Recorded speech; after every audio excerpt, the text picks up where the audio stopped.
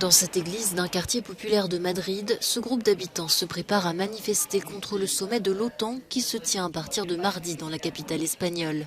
Les gens d'ici subissent de plein fouet les lourdes conséquences de la guerre en Ukraine, comme la hausse des prix de la nourriture et de l'énergie. Pour eux, demander la paix est plus qu'une posture morale. Ils estiment par ailleurs que l'OTAN est co-responsable de la situation. Ce que nous appelons la guerre d'Ukraine n'est pas une guerre entre la Russie et l'Ukraine, c'est une guerre entre l'OTAN et la Russie. La gauche radicale espagnole est traditionnellement opposée à l'OTAN.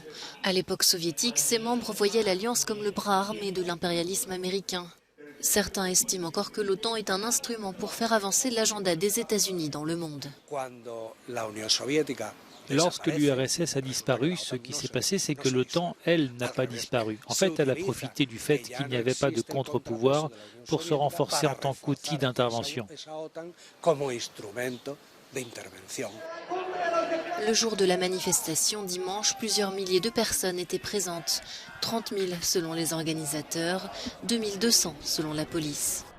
Pour ces manifestants anticapitalistes, altermondialistes, écologistes ou encore féministes, la réponse militaire n'est pas la solution au conflit en cours en Ukraine.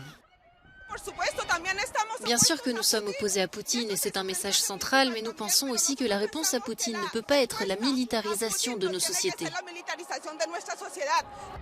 Les détracteurs de la manifestation estiment, eux, que mettre l'accent sur l'OTAN détourne l'attention du vrai problème, à savoir la souffrance du peuple ukrainien causée par une invasion russe injustifiée.